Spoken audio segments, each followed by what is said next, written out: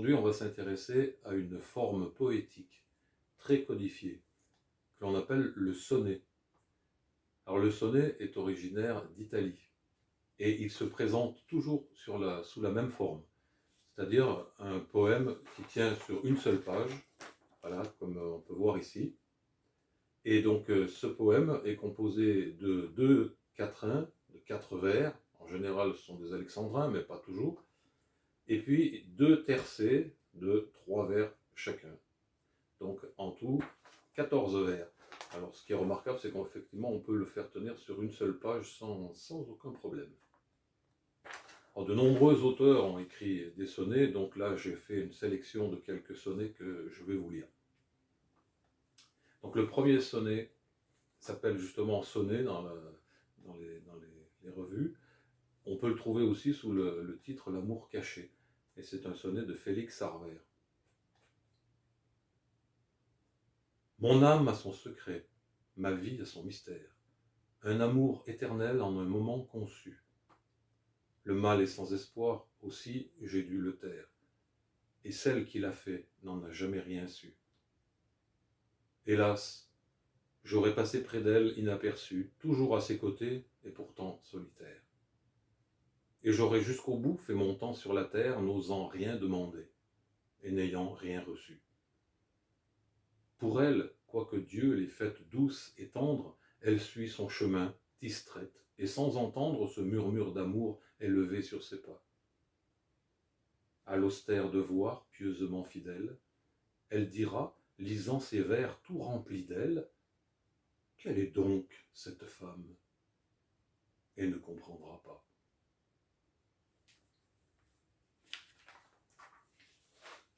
Les deux sonnets suivants sont d'Arthur Rimbaud. Ma bohème. Je m'en allais, les poings dans mes poches crevées. Mon paletot aussi devenait idéal. J'allais sous le ciel muse et j'étais ton féal. Oh là là, que d'amour splendide j'ai rêvé. Mon unique culotte avait un large trou. Petit poussé rêveur, j'égrenais dans ma course des rimes. Mon auberge était à la grande ours. Mes étoiles au ciel avaient un doux froufrou. Et je les écoutais, assis au bord des routes, ces bons soirs de septembre où je sentais des gouttes de rosée à mon front comme un vin de vigueur. Où, rimant au milieu des ombres fantastiques, comme délire, je tirais les élastiques de mes souliers blessés, un pied près de mon cœur.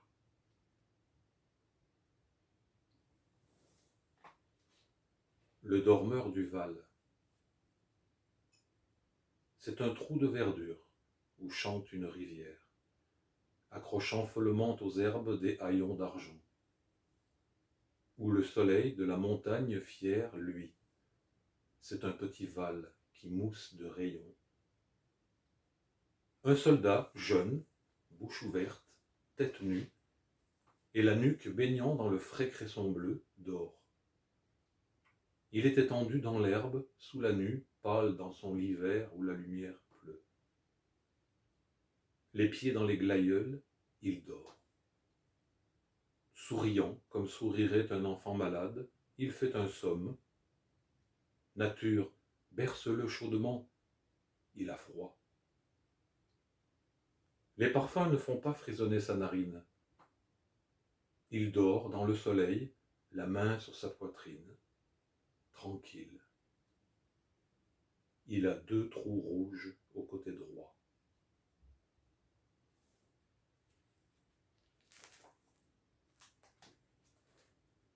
Le sonnet suivant est de Gérard de Nerval et s'intitule El Desdichado. Je suis le ténébreux, le veuf, l'inconsolé, le prince d'Aquitaine à la tour abolie. Ma seule étoile est morte, et mon luth constellé porte le soleil noir de la mélancolie.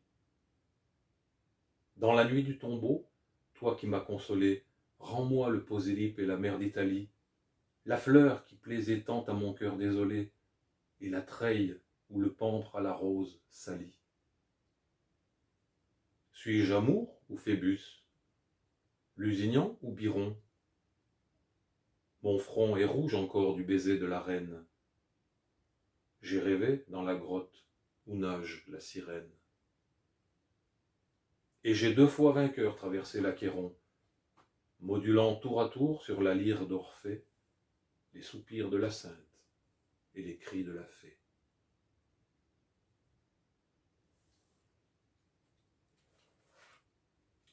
Les 2 sonnets suivants sont de Paul Verlaine.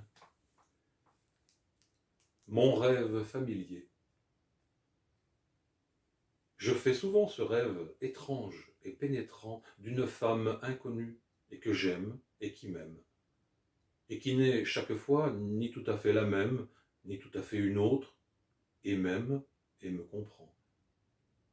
Car elle me comprend, et mon cœur transparent pour elle seule, hélas, cesse d'être un problème pour elle seule, et les moiteurs de mon front blême, elle seule sait les rafraîchir en pleurant. Est-elle brune, blonde ou rousse? Je l'ignore. Son nom? Je me souviens qu'il est doux et sonore, comme ceux des aimés que la vie exila. Son regard est pareil au regard des statues. Et pour sa voix, lointaine et calme et grave, elle a l'inflexion des voix chères qui se sont tues.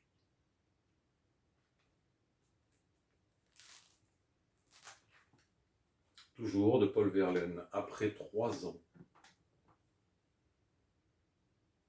Ayant poussé la porte étroite qui chancelle, je me suis promené dans le petit jardin qu'éclairait doucement le soleil du matin, pailletant chaque fleur d'une humide étincelle. Rien n'a changé. J'ai tout revu. L'humble tonnelle de vigne folle avec les chaises de rotin. Le jet d'eau fait toujours son murmure argentin et le vieux tremble sa plainte sempiternelle. Les roses, comme avant, palpitent. Comme avant, les grands lys orgueilleux se balancent au vent, chaque alouette qui va et vient méconnue.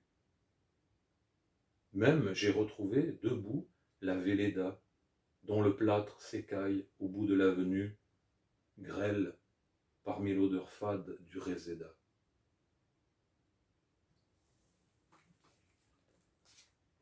Dans un style un peu plus épique, mais toujours sous la forme d'un sonnet, Les Conquérants de José Maria de Heredia.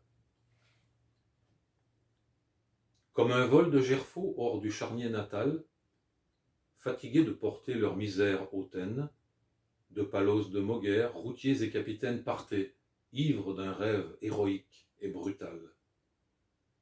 Ils allaient conquérir le fabuleux métal que Cipango mûrit dans ses mines lointaines. Et les vents alizés inclinaient leurs antennes au bord mystérieux du monde occidental. Chaque soir, espérant des lendemains épiques, l'azur phosphorescent de la mer des tropiques enchantait leur sommeil d'un mirage doré. Ou, penchés à l'avant des blanches caravelles, ils regardaient monter en un ciel ignoré du fond de l'océan des étoiles nouvelles.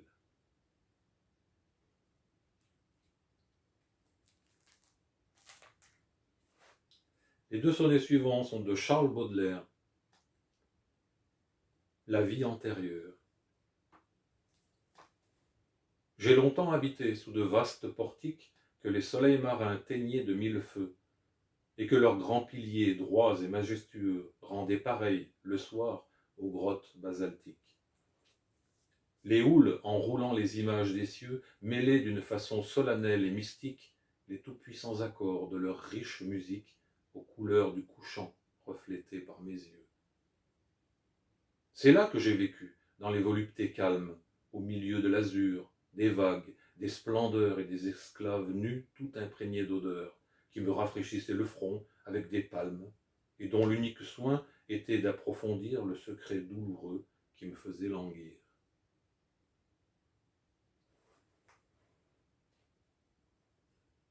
À une passante. La rue assourdissante autour de moi hurlait. Longue, mince, en grand deuil, douleur majestueuse, une femme passa, d'une main fastueuse soulevant, balançant le feston et l'ourlet. agile et noble avec sa jambe de statue.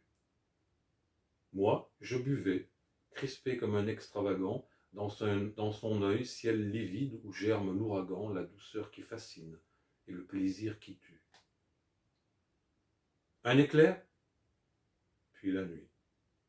Fugitive beauté dont le regard m'a fait soudainement renaître, ne te verrai-je plus que dans l'éternité? Ailleurs, bien loin d'ici, trop tard. Jamais peut-être. Car j'ignore où tu fuis, tu ne sais où je vais, ô toi que j'eusse aimé, ô toi qui le savais.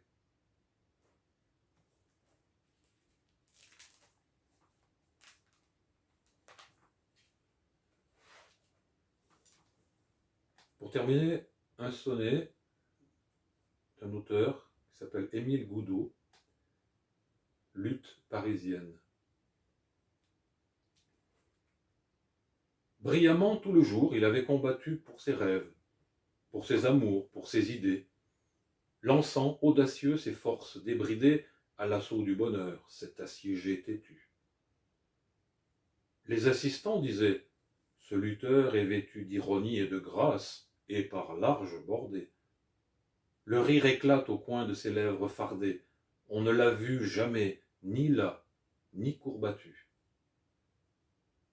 Le soir, il salua debout la galerie, clown élégant qui veut qu'au public on sourit. Puis, pour aller dormir un peu, se retira dans le logis hanté du spleen et des migraines. Il lorgna vaguement les étoiles sereines, et quand il eut fermé sa fenêtre, il pleura.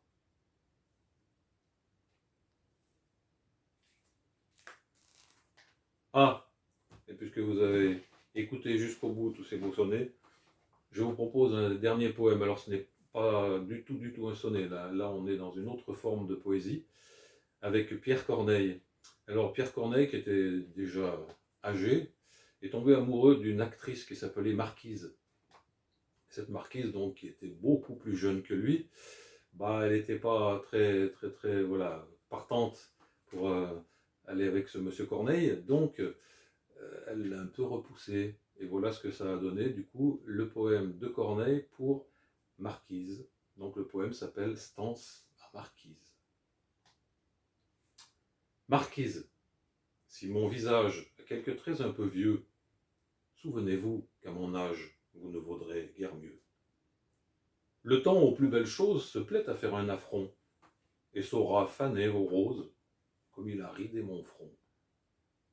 Le même cours des planètes règle nos jours et nos nuits. On m'a vu ce que vous êtes, vous serez ce que je suis. Cependant, j'ai quelques charmes qui sont assez éclatants pour n'avoir pas trop d'alarme de ces ravages du temps. Vous en avez qu'on adore, mais ceux que vous méprisez pourraient bien durer encore quand ceux-là seront usés. Ils pourront sauver la gloire des yeux qui me semblent doux, et dans 1000 ans faire croire ce qu'il me plaira de vous. Chez cette race nouvelle où j'aurai quelques crédits, vous ne passerez pour belle qu'autant que je l'aurais dit. Pensez-y, belle marquise, quoiqu'un grison fasse effroi, il vaut bien qu'on le courtise quand il est fait comme moi.